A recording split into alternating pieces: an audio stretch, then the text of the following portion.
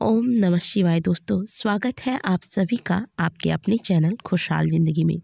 दोस्तों, आज के वीडियो में हम बात करेंगे अत्यंत शीघ्र फलदायी पशुपति व्रत के बारे में। इस व्रत का वर्णन शिव महापुराण के अंतर्गत आता है। जो व्यक्ति को काल के गाल से भी खींचकर बाहर निकाल दे, ऐसे होते हैं महाकाल। और महाकाल की भक्ति व्यक्ति को समस्त संकटों से बाहर निकालता है। आज के वीडियो में हम आपको बताएंगे पशुपति व्रत के विधि के बारे में, व्रत का उद्यापन कैसे करें तथा व्रत के दौरान किन नियमों का पालन करें।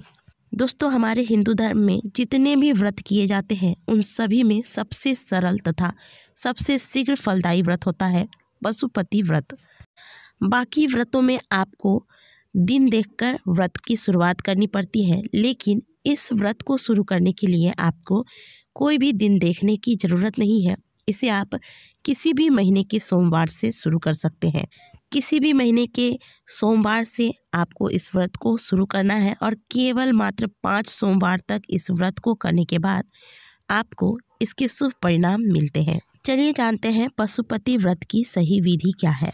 पशुपति व्रत की विधि अत्यंत ही सरल है। इसके लिए आपको प्रातःकाल जल्दी उठना है। उठने के बाद आप स्नान इत्यादि करने के बाद पहले सूर्य को जल दें।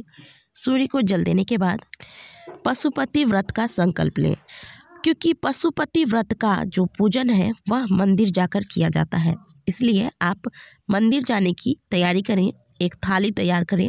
थाली में बेलपत्र, दुर्वा, आंकड़े का पुष्प, कनेल के पुष्प, सफ़ेद पुष्प, जो भी भगवान भोलेनाथ के प्रिय पुष्प हो वह पुष्प रख लें। आप थोड़े से अक्षत रख लें, चंदन रख लें, संभव हो तो पंचामृत बना लें। 1 लोटा जल में गंगा जल मिलाकर रख लें। प्रसाद के लिए आप कोई भी फल ले लें। साथ ही आरती के लिए 1 कपूर और थोड़े से अगरबत्ती रख लें। बस और किसी भी चीज़ की आपको आवश्यकता नहीं है, यानी कि आपको बिल्कुल सामान्य सोमवार में जैसे आप पूजन करते हैं वैसी ही थाली तैयार करनी है। अगर इनमें से कोई सामग्री आपको प्राप्त नहीं होती है तो भी कोई बात नहीं। जो चीज़ें आपको प्राप्त हो जाए उन्हीं से आप भोलेनाथ को प्रसन्न कर सकते हैं। शिव महापुराण में तो यहाँ तक कहा जाता है कि यदि आपके पास कुछ भी नहीं है तो आप केवल 1 लोटा जल भगवान को चढ़ा सकते हैं।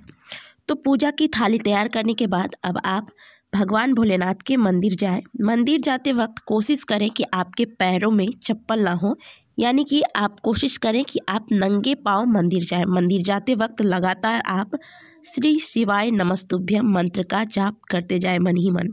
मंदिर पहुंचते ही पहले आप पैर हाथ धोएं। इसके बाद आप मंदिर में प्रवेश करें और भगवान भोलेनाथ की विधिवत, जैसे भगवान भोलेनाथ की पूजा की जाती है सामान्य सोमवार में आप जैसे पूजा करते हैं, बिल्कुल वैसे ही आप भगवान की पूजा करें।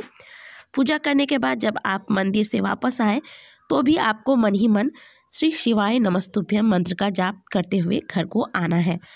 घर आने के बाद जो पूजा की थाली है इसे आप धोएं नहीं, इस थाली को संभाल कर रख दें। यही पूजा थाली आप शाम को पुनः मंदिर लेकर जाएंगे। अब दिन भर आप व्रत रखें। व्रत के दौरान एक बार आप फलाहार ले सकते हैं और जो भी आपके कार्य हैं दिन भर के, उस कार्य को करते वक्त लगातार मन ही मन आप भगवान भोलेनाथ का सुमिरन करते रहें।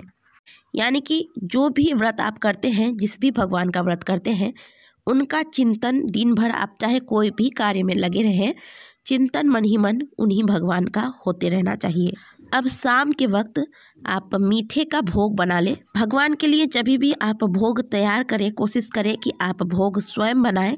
भोग बनाते वक्त आप ज़्यादा बातें ना करें, मन ही मन सिर्फ भगवान का चिंतन करें, पैरों में चप्पल ना लगाएं। अब मीठे की भोग में क्या बनाएं, बहुत से लोगों का यह सवाल रहता है। तो आप गाजर का हलवा, मखाने की खीर या फिर चावल की खीर भी बना सकते हैं, लेकिन इस बात का ध्यान रखें कि कभी सोमवार में अचानक से अगर एकादशी की तिथि पड़ जाती है तो आप चावल की खीर ना बनाएं। बहुत से लोग चावल का त्याग करते हैं व्रत के दौरान, तो आपको यह प्रसाद स्वयं भी ग्रहण करना है। इसलिए अगर आप व्रत के दौरान चावल ग्रहण नहीं करेंगे तो आप चावल की खीर ना बनाएं। आप अन्य कोई चीज़ बना लें, जैसे कि आप कुट्टू के आटे का हलवा बना लें, सिंघाड़े के आटे का हलवा बना सकते हैं, कद्दू की खीर बना सकते हैं, या फिर दूध से बनी कोई भी मिठाई आप बना सकते हैं। तो यह भोग आप तैयार कर लें। मीठे का भोग जो भी आपको सही लगे आप भोग तैयार करें। इसके बाद आप 6 मिट्टी के दिए लगा लें। अब इन दोनों चीज़ों को, यानी कि ये दिया जो आपने तैयार किया है, दिया और मीठे का जो भोग आपने तैयार किया है, यह सभी चीज़ें आपने जो सुबह को थाली मंदिर से लाकर रखी है घर में, उसी थाली में आप तैयार करके रख लें और अब फिर आपको मंदिर जाना है। अब बहुत से लोग पूछते हैं कि क्या शाम के वक्त भी जल चढ़ाना चाहिए? तो आप प्रदोष काल में जब पूजा कर रहे होते हैं तो आप जल चढ़ा सकते हैं, इसमें कोई भी दोष नहीं है। लेकिन कुछ मंदिरों में जल चढ़ाने के लिए मना किया जाता है, तो ऐसे में भी कोई दिक्कत की बात नहीं है। शाम के वक्त आप जल ना चढ़ाएं तो भी आपकी पूजा मान्य होगी। पशुपति व्रत में शाम के पूजा में मीठे का भोग और जो दिया लगाते हैं उसकी ज़्यादा मान्यता होती है।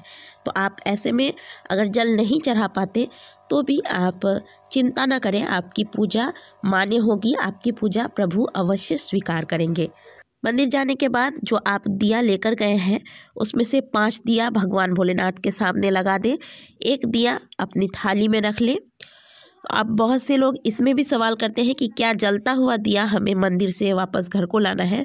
तो नहीं, दिया आपको जलाकर नहीं लाना है। मंदिर से कभी भी जलता दिया वापस नहीं लाया जाता। तो जाते वक्त आप दिया जलाकर भी नहीं ले जाएंगे, दिया आपको मंदिर जाकर ही प्रज्वलित करना है। 5 दिया आप भगवान के सामने प्रज्वलित करें। 1 दिया अपने पूजा की थाली में रख लें। मीठे का 3 भाग करें। 2 भाग भगवान भोलेनाथ के सामने चढ़ा दें, 1 भाग आप वापस घर को लेकर आएंगे। भगवान के सामने दिया लगाने के बाद और भोग लगाने के बाद जो भी आपकी कामना है वह भोलेनाथ को सुना दें। अब आप मंदिर से घर वापस आने के बाद घर में प्रवेश करने से पहले, घर में जब आप प्रवेश करते हैं उसका सीधा भाग यानी कि राइट साइड में आपको जो 1 दिया आप मंदिर से वापस लेकर आए हैं उस दिया को वहाँ पर जला दें और भगवान से प्रार्थना करें कि जो भी मनोकामना के साथ आपने पूजा किया है वह कामना आपकी पूर्ण हो। दिया जलाने के बाद आप घर में प्रवेश करें। मंदिर से जो आप प्रसाद लेकर आए हैं इसे आप ग्रहण करेंगे पहले। इसके बाद आप भोजन ग्रहण करें। भोजन में आप नमक का त्याग करें तो ज़्यादा अच्छा होगा, लेकिन अगर आपकी कोई स्वास्थ्य संबंधी समस्या है तो आप सेंधा नमक का इस्तेमाल कर सकते हैं। इसी विधि से आपको 5 सोमवार तक व्रत करना है। 5वें सोमवार को आखिरी व्रत होगा। इस दिन आप जैसे बाकी के सोमवार में सुबह के वक्त पूजा करते हैं वैसे ही पूजा करें। मंदिर से थाली लाकर रख दें, वही थाली पुनः शाम को मंदिर ले जाएंगे।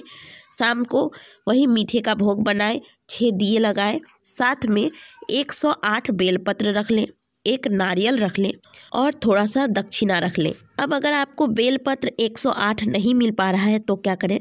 तो आप ऐसे में 108 चावल चढ़ा दें, 108 पीले सरसों के पुष्प चढ़ा दें।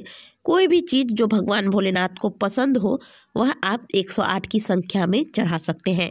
पूजा विधि बिल्कुल वैसी ही रहेगी जैसे आप बाकी के दिनों में करते आए हैं। मीठे का भोग लेकर जाएं, दिया रख लें और जो भी 108 की मात्रा में आप चावल या पुष्प या फिर बेलपत्र आपको मिल रहा है तो वही चढ़ा रहे हैं तो वो सब रख लें। पहले आप प्रभु को 108 बेलपत्र श्री शिवाय नमस्तुभ्यम बोलते हुए चढ़ाते रहें। इसके बाद पुष्प इत्यादि चढ़ाएं। भगवान के सामने मीठे का 3 भाग करें, 2 भाग भगवान के सामने रखें, दिया लगाएं। जो नारियल आप ले गए हैं वो नारियल भगवान को चढ़ाएं और दक्षिणा रूप में आप जो भी ले गए हैं, जितने भी पैसे ले गए हैं वह भी आप भगवान के सामने चढ़ा दें। इसके बाद आप भगवान से अपनी कामनाओं की पूर्ति के लिए प्रार्थना करें। अब जो आपने दक्षिणा और नारियल चढ़ाया है वह आप मंदिर के पुजारी को दे दें और इस दिन भी आपको मंदिर से घर आकर प्रवेश करते वक्त जो घर का सीधा साइड यानी कि जो राइट साइड होता है उस तरफ आप दिया लगाएं। घर आने के बाद आप प्रभु को पहले प्रणाम करें। इसके बाद जो आप मीठे का भोग लेकर आए हैं उसे आप प्रसाद रूप में ग्रहण करें और फिर भोजन करें। इस प्रकार से आपका पशुपति व्रत संपन्न होता है।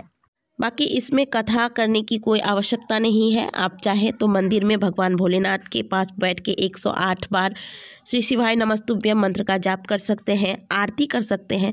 भक्ति के बारे में तो कहा गया है कि यथा शक्ति तथा भक्ति, जितना आपसे संभव हो आप उतनी भक्ति प्रभु की करें और सच्चे मन के साथ पूरे विश्वास के साथ आप इस व्रत को करें। इससे आपकी जो भी जीवन में समस्याएं चल रही है वह भगवान भोलेनाथ की कृपा से अवश्य समाप्त होगी। हमारे पास ऐसे बहुत सारे कमेंट आते हैं जिसमें लोग बताते हैं कि पशुपति व्रत से कैसे उनकी समस्याओं का उन्हें समाधान मिला है। तो यदि आप भी जीवन में किसी बहुत बड़ी समस्या से जूझ रहे हैं, उसका समाधान आपको नहीं मिल रहा है, तो आप पशुपति व्रत अवश्य करें। आशा करते हैं कि आज की दी गई जानकारी आपको अच्छी लगी होगी। वीडियो अच्छी लगी है तो वीडियो को लाइक करें, कमेंट बॉक्स में ओम नमः शिवाय अवश्य लिखें।